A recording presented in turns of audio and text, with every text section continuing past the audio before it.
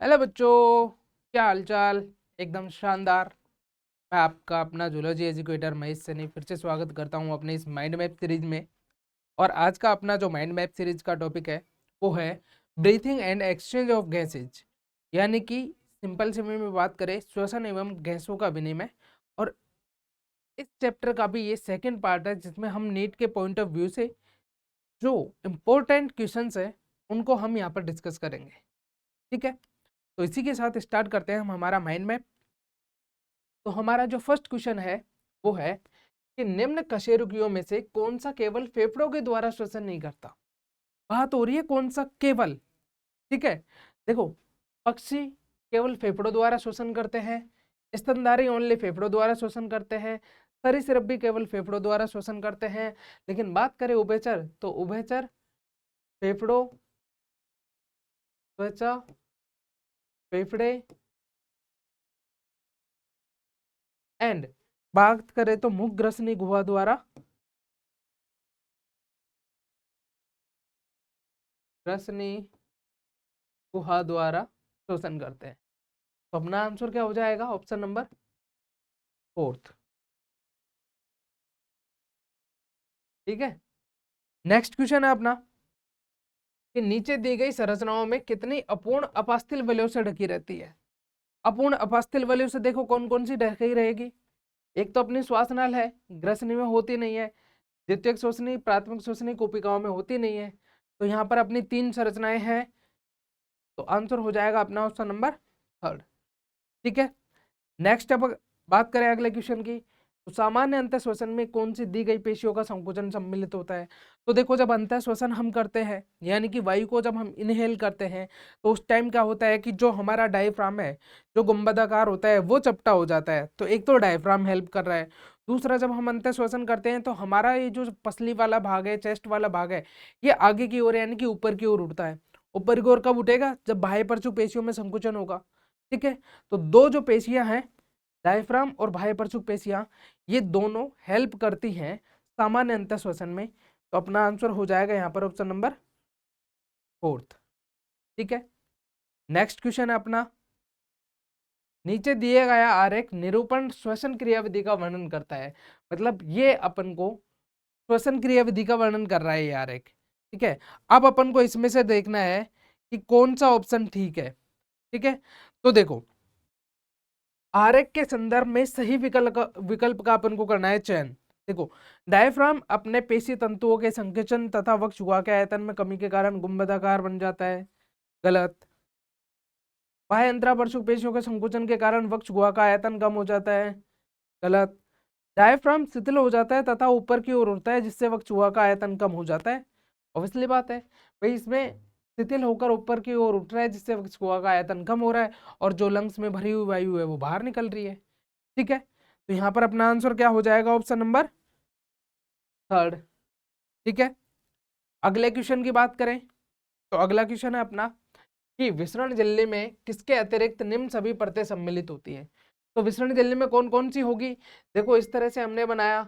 एक तो ये कोशिकाओं की लेयर हो गई, दूसरी इधर रक्तवाहिनी हो गई, और इन दोनों के मध्य ये आधारीय झिल्ली हो गई। ठीक है, तो एक तो कौन सी होगी अपने, देखो, ये सल्की उपकला कोशिकाओं की। ठीक है, केशिकाओं के एंडोथीलियम आधारीय पदार्थ सिर्फ यही अनुपस्थित होता है। तो अपना आंसर क्या हो जाएगा? ऑप्शन नंबर थर्ड, दैहिक केशिकाओं की एंडोथीलियम। ठीक है, नेक्स्ट क्वेश्चन की बात करें, बाह्य नासारंध्र से लेकर अंतस्थ श्वसनिकाओं तक का भाग किससे संबंधित नहीं होता। तो हमने पढ़ा है कि बाह्य नासा से लेकर या बाह्य नासारंध्र से लेकर अंतस्थ श्वसनिकाओं तक का जो भाग है वो सिर्फ वायु को ले जाने का, लाने का काम कर रहा है, मतलब चालन क्षेत्र का काम कर रहा है। ठीक है, तो वो गैसीय विनिमय से संबंधित नहीं होता। किससे संबंधित नहीं होता? गैसीय विनिमय से। वो गैसों को ला रहा है, ले जा रहा है, लेकिन विनिमय नहीं कर रहा। ठीक है, तो अपना आंसर क्या हो जाएगा यहाँ पर? Option number first. क्लियर है, नेक्स्ट क्वेश्चन है अपना कि निम्नलिखित आरेख फुफ्फुसीय केशिकाओं सहित कोशिकाओं के खंड को प्रदर्शित करता है। ठीक है, ओके ओके ओके, ये क्वेश्चन थोड़ा सा अधूरा है अपना। तो विसरण झिल्ली में सम्मिलित होती है। ठीक है ठीक है, आरेख यहाँ पर मान लो आप, ये कोशिका है अपनी,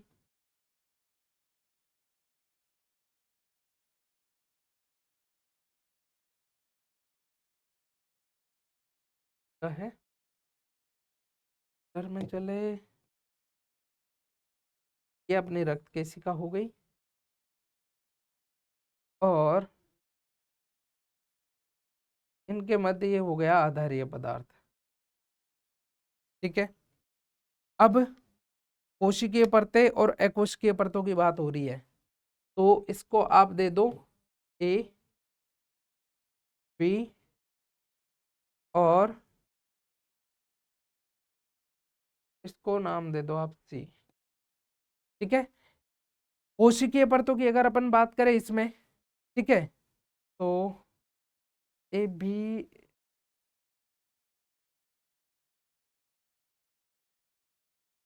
आप दे दो ए इसको, ठीक है,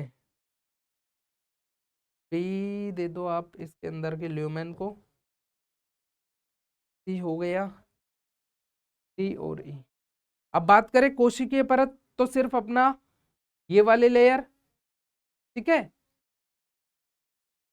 कोशिकीय परत में आ जाएगी एक तो अपनी ये जो डी वाली लेयर और ई वाली लेयर, और अकोशिकीय परत में आ जाएगी अपनी सी वाली लेयर। तो अपना आंसर हो जाएगा ऑप्शन नंबर सेकंड।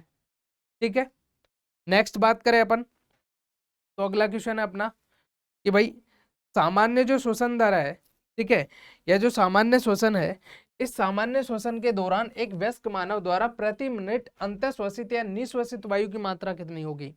मतलब एक जो सामान्य श्वसन की प्रक्रिया है, इस सामान्य श्वसन की प्रक्रिया द्वारा प्रति मिनट की बात कर रहे हैं, तो अपन ने बात की थी टीएलसी की, टोटल लंग कैपेसिटी, जो निकल कर आई थी अपनी ये, तो आंसर हो जाएगा अपना यहाँ पर थर्ड। ठीक है, नेक्स्ट क्वेश्चन है अपना, किसके अतिरिक्त अन्य प्रदर्शित की जाती है। ठीक है, मतलब किसके अतिरिक्त अन्य प्रदर्शित की जाती है, तो इसमें सिंपल से में कह सकते हैं अपन, क्वेश्चन थोड़ा सा मुझे ऐसा लग रहा है कि ये थोड़ा अधूरा है, तो थोड़ा सा इसको स्किप कर दो अभी। ठीक है, नेक्स्ट क्वेश्चन अपना, किसके अतिरिक्त निम्न सभी कारक ऑक्सी हीमोग्लोबिन के निर्माण के अनुकूलन होते हैं। ऑक्सी हीमोग्लोबिन के निर्माण के अनुकूलन की बात हो रही है। ठीक है, तो देखो हाई PO2 होगा तो ऑक्सी हीमोग्लोबिन बनेगा, निम्न PCO2 होगा तो ऑक्सी हीमोग्लोबिन बनेगा, हाई H+ आयन होगा तो ऑक्सी हीमोग्लोबिन नहीं बनेगा, तो अपना आंसर हो जाएगा option number third. Next question है अपना कि सामान्य शरीर क्रियात्मक परिस्थितियों में 100 ml ऑक्सीजनित रक्त द्वारा शरीर के ऊतकों को कितनी ऑक्सीजन मुक्त की जाती है। 100 ml ऑक्सीजनित जो रक्त है उसके द्वारा 5 ml ऑक्सीजन मुक्त की जाती है, तो आंसर हो जाएगा ऑप्शन नंबर सेकंड।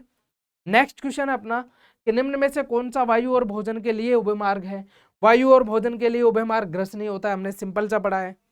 समुद्री स्तर पर वायुमंडलीय वायु में ऑक्सीजन का आंशिक दाब कितना होता है।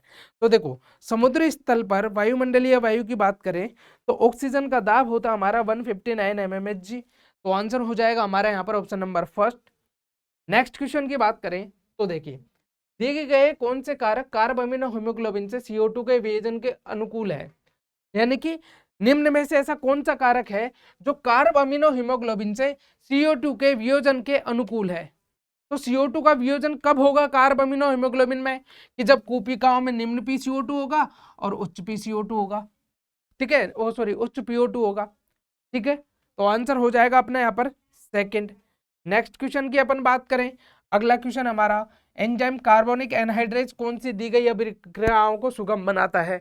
तो देखो हम बात कर रहे हैं कार्बनिक एनहाइड्रेज एंजाइम की, तो carbonic anhydrase enzyme CO2 + H2O इससे बनता है H2CO3, ये इसमें भी हेल्प करता है। H2CO3 से SCO3 + H ये भी बनता है, H2CO3 से CO2 H2O ये भी बनता है, और SCO3 + H H2CO3 ये भी बनता है। तो मतलब सारी जो भी क्रिया है इनको ये सुगम बनाता है, तो ऑप्शन नंबर हो जाएगा अपना 4। ठीक है, नेक्स्ट क्वेश्चन की बात करें, श्वास प्रभावी केंद्र से उत्पन्न तंत्रिकीय संकेत श्वसन दर को किस प्रकार प्रभावित करते हैं। तो श्वसन दर को किस प्रकार प्रभावित करेंगे, श्वास के प्रभावी केंद्र से उत्पन्न होने वाले तंत्रिकीय संकेत कि ये अंत श्वसन की जो अवधि है उसको क्या कर देंगे, घटा देंगे, तो आंसर हो जाएगा अपना ऑप्शन नंबर थर्ड। ठीक है, नेक्स्ट क्वेश्चन की अपन बात करें तो अगला क्वेश्चन है अपना कि वक्ष गुहा निर्मित होती है। तो वक्ष गुहा का निर्माण किस किस से होता है। तो देखो वक्ष गुहा का जो निर्माण होता है, ठीक है, वो होता है अपना पृष्ठ भाग में कशेरुकदंड से, अधर भाग में उरोस्थि से, पार्श्व भाग में पसलियों से, नीचे की ओर डायफ्राम से।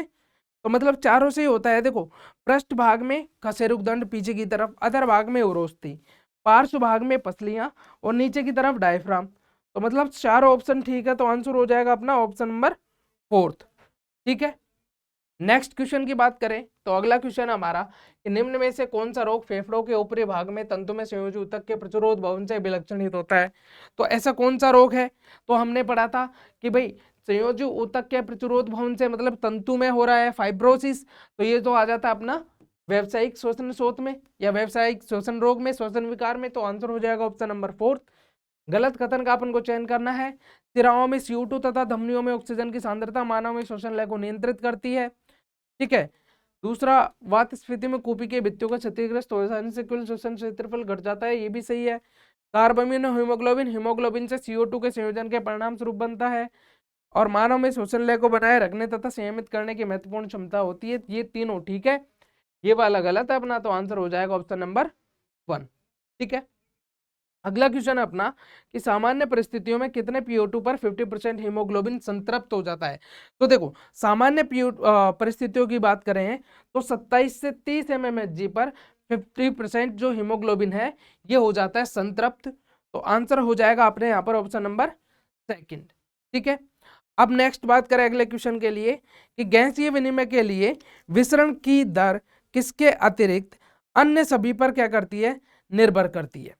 ठीक है, तो देखो, विसरण की दर गैसीय विनिमय के लिए किसके अतिरिक्त अन्य सभी पर निर्भर करेगी, गैसों के आंशिक प्रवणता पर करेगी, गैसों की विलेयता पर भी करेगी, विसरण में सम्मिलित झिल्ली की मोटाई पर भी करेगी, एक दूसरे के संदर्भ में गैसों का सहायक वितरण, इस पर निर्भर नहीं करेगी। तो अपना आंसर हो जाएगा यहाँ पर ऑप्शन नंबर 4।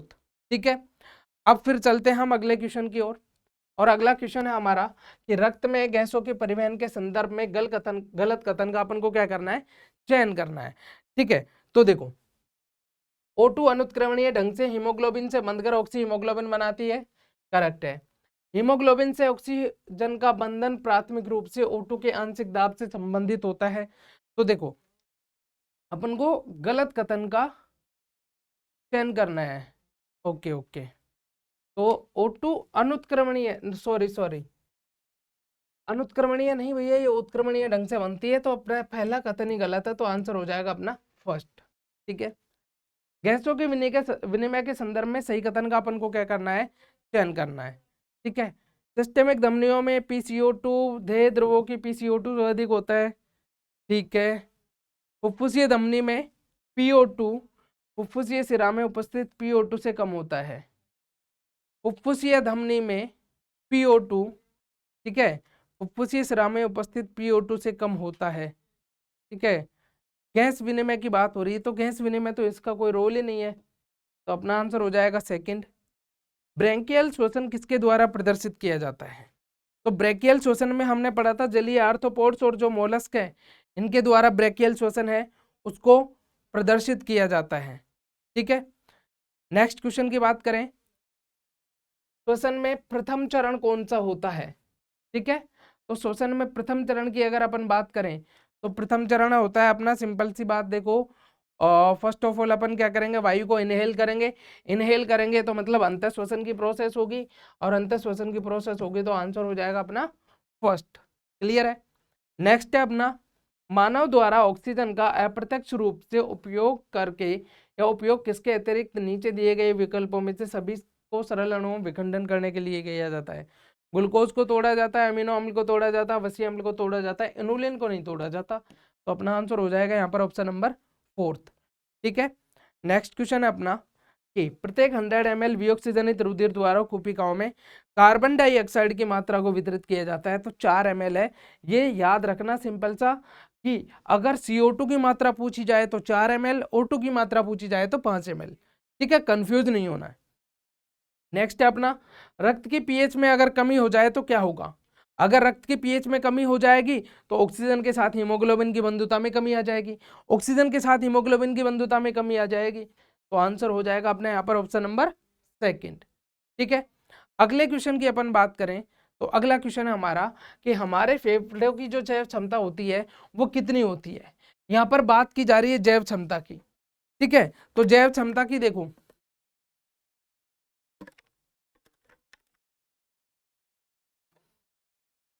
जैव क्षमता की बात करें तो कुल फुफ्फुस धारिता और जो अवशिष्ट आयतन है इन दोनों को माइनस कर दो कुल फुफ्फुस धारिता में से, बाकी बचा हुआ आयतन अपना जैव क्षमता कहलाएगा। तो आंसर हो जाएगा हमारे यहाँ पर ऑप्शन नंबर 4। ठीक है, नेक्स्ट क्वेश्चन की बात करें, अगला क्वेश्चन है मनुष्य के आरबीसी के विषय में क्या सही है। ठीक है, मनुष्य के आरबीसी के विषय की बात कर रहे हैं अपन, क्लियर है। तो देखो मनुष्य के आरबीसी के विषय की बात करें तो हमने पढ़ा है कि लगभग 20 to 25% जो CO2 है वो आरबीसी में विलय होकर जाती है, आरबीसी लेकर जाती है। तो आंसर हो जाएगा ऑप्शन नंबर फर्स्ट। ठीक है, नेक्स्ट क्वेश्चन है अपना, खाली स्थान को छोड़कर निम्न में से कौन सा फुफ्फुस आवरणी झिल्लियों के विषय में सही है। ठीक है, फुफ्फुस आवरणी झिल्लियों की सतह के विषय की बात करें तो पहला है भारी फुफ्फुस आवरणी झिल्ली वक्षीय परत के निकट संपर्क में रहती है, क्लियर है, आंतरिक फेफड़ों के संपर्क में रहती है, इनके मध्य फुफ्फुस आवरण द्रव भरा होता है और ये फेफड़ों की सतह पर घर्षण बढ़ाती है। गलत है, ये तो घर्षण को कम करती है। तो आंसर हो जाएगा अपना फोर्थ। निःश्वसन के बाद वायु की वह अधिकतम मात्रा या आयतन जो एक व्यक्ति अंततः श्वसित कर सकता है क्या कहलाती है। निःश्वसन की बात हो रही है, ठीक है, तो निःश्वसन के पश्चात वायु की वह अधिकतम मात्रा जो एक व्यक्ति अंततः श्वसित करता है उसे हम कहते हैं जैव क्षमता, क्लियर है। तो आंसर हो जाएगा सेकंड। श्वास अनुचन केंद्र जो श्वसन लय केंद्र के कार्यों को नियंत्रित करता है कहां पर स्थित होता है। तो हम बात कर रहे हैं श्वास अनुचन केंद्र जो श्वसन लय केंद्र के कार्य को नियंत्रित करता है, ये मस्तिष्क के पूंछ में स्थित होता है। मैंने एज इट इज तुमको लाइन लिखवाई है या एज इट इज तुमको लाइन पढ़ाई है। ठीक है, नेक्स्ट क्वेश्चन की बात करें अपन तो अगला क्वेश्चन है अपना कि कूपिका में क्या होगा। तो देखो कूपिका में PCO2 उच्च और PO2 निम्न होता है। PCO2 उच्च कूपिका में नहीं, गलत, PCO2 निम्न और PO2 उच्च होता है। जब हम अंतः श्वसन करते हैं तो ऑक्सीजन का दाब बढ़ता है हमारी कूपिकाओं में। ठीक है, तो आंसर हो जाएगा हमारे यहाँ पर option number second. Next question हमारा कि रुधिर में हीमोग्लोबिन से ऑक्सीजन का बंधन होता है। रुधिर में हीमोग्लोबिन से ऑक्सीजन के बंधन की अपन बात करें तो देखो हमेशा जो रुधिर में हीमोग्लोबिन से ऑक्सीजन का बंधन होगा वो CO2 की सांद्रता के व्युत्क्रमानुपाती होगा। तो आंसर हो जाएगा यहाँ पर अपना ऑप्शन नंबर सेकंड। अगला क्वेश्चन है कि निम्न में से कौन से कारक ऑक्सी हीमोग्लोबिन वियोजन वक्र के बाईं ओर विस्थापन के लिए अनुकूल है। बात हो रही है बाईं ओर विस्थापन के लिए, तो देखो हाई PO2 ये नहीं होता, निम्न PCO2 नहीं होता, हाई होगा तो निम्न होगा ही नहीं। ठीक है, और अल्प H प्लस सांद्रता नहीं होगा। अगर ये रिवर्स होते हैं कि भाई high low PO2 high PCO2 high H plus सांद्रता तो सारे आते, तो मतलब इनमें से कोई भी रेस्पॉन्सिबल नहीं है। तो आंसर हो जाएगा हमारा यहाँ पर option number fourth. Next question है अपना सामान्य अंतः श्वसन के पश्चात सशक्त रूप से निश्वसित की गई वायु का आयतन कहलाता हमारा TB प्लस ERV। तो आंसर हो जाएगा हमारा यहाँ पर ऑप्शन नंबर सेकंड। ठीक है, नेक्स्ट क्वेश्चन की बात करें तो अगला क्वेश्चन है हमारा कि श्वास केंद्र या श्वसन केंद्र मध्यांश का रसो संवेदी केंद्र या रसो संवेदी क्षेत्र किसके द्वारा प्रभावित हो रहा है। तो रसो संवेदी क्षेत्र तो हमेशा या तो CO2 की कंसंट्रेशन बढ़नी चाहिए या H प्लस आयन, यानी और हो सकता है दोनों की या बोथ। तो हमारा आंसर हो जाएगा यहाँ पर देखो अधिक CO2 और H प्लस आयन। तो आंसर हो जाएगा हमारे यहाँ पर option number third. Next question है हमारा कि निश्वसन के समय निम्न में से कौन सी घटना होती है। बात हो रही है निश्वसन की, तो देखो निश्वसन के समय निम्न में से कौन सी घटना होगी। डायफ्राम और बाहरी अंतरापर्शुक पेशियां का संकोचन, ठीक है, और ये तो अंतःश्वसन में होगा। डायफ्राम और आंतरिक अंतरापेशियों को शीतलन भी उसी में होगा। अंतः फुफ्फुसीय दाब का वायुमंडलीय दाब से कम होना। तो आंसर हो जाएगा हमारे यहाँ पर option number third. Next question है जब फेफड़ों में वायु प्रवेश करती है तब निम्न में से कौन सी घटना होती है। जब फेफड़ों में वायु प्रवेश करेगी तो कौन सी घटना होगी। देखो जब फेफड़ों में वायु करेंगे हम अंतः श्वसन करेंगे तो हमारी जो पसली और ओस्थि है ये ऊपर की ओर उठेंगी, वक्ष का आयतन बढ़ेगा या वक्ष आयतन में वृद्धि होगी, डायफ्राम संकुचित होगा तो फ्लैट हो जाएगा, चपटा हो जाएगा, मतलब सभी। तो आंसर हो जाएगा ऑप्शन नंबर फोर्थ। ठीक है, नेक्स्ट क्वेश्चन की बात करें, अगला क्वेश्चन हमारा, कार्बन डाइऑक्साइड और जल से कार्बनिक अम्ल का जो निर्माण है वो किस एंजाइम की उपस्थिति में होता है? तो हमने पढ़ा है भैया कार्बोनिक एनहाइड्रेज की एंजाइम, कार्बोनिक एनहाइड्रेज एंजाइम की उपस्थिति में। ठीक है, तो ऑप्शन नंबर फर्स्ट ये आंसर है इसका। नेक्स्ट क्वेश्चन है अपना कि सही कथन का चयन करना है अपन को। ठीक है, 42 में सही कथन का चयन करना है। निःश्वसन बाह्य अंतरापर्शक पेशियों के कारण होता है, निःश्वसन बाह्य अंतरापर्शक पेशियों के कारण नहीं होता। तो पहला तो गलत है। प्रश्वसन के समय अंतः फुफ्फुसीय दाब वायुमंडलीय दाब की तुलना में कम होता है, ये भी गलत है। प्रश्वसन तब होता है जब वायुमंडलीय दाब अंतः फुफ्फुसीय दाब से कम होता है। और नेक्स्ट है अपना कि निःश्वसन मध्यपट के संकुचन कारण होता है। एक बार सेकंड देखते हैं, प्रश्वसन के समय अंतः फुफ्फुसीय दाब वायुमंडलीय के दाब की तुलना में कम होता है। तो भाई अंतः श्वसन के समय जब अंतः फुफ्फुसीय दाब कम हो जाएगा, बाहर दाब अधिक है, तो वायु बाहर से अंदर की तरफ प्रवेश करेगी। ठीक है, तो आंसर हो जाएगा ऑप्शन नंबर सेकंड। नेक्स्ट है, निम्न में से कौन सा ऑक्सी हीमोग्लोबिन वियोजन वक्र के दाईं ओर स्थानांतरित नहीं होता? तो दाहिनी ओर स्थानांतरित कब होगा, कब नहीं होगा? पीएच में वृद्धि होगी। तो आंसर हो जाएगा ऑप्शन नंबर फर्स्ट। अगला है डायफ्राम का संकुचन।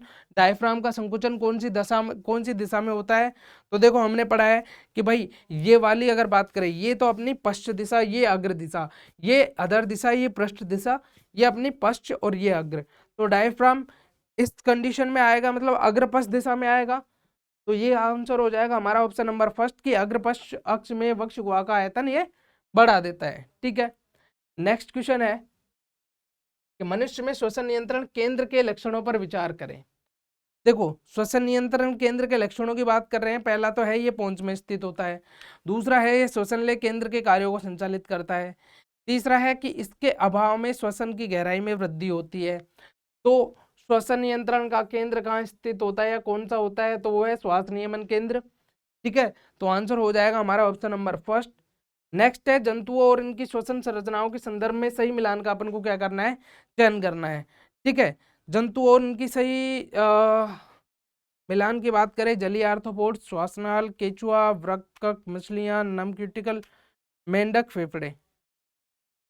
ऑप्शन नंबर फोर्थ इसका आंसर हो जाएगा, मेंढक फेफड़ों के द्वारा करते हैं। निम्न में से कौन सी संरचना को सामान्यतः ध्वनि पेटिका कहते हैं? तो कंठ को हम ध्वनि पेटिका कहते हैं।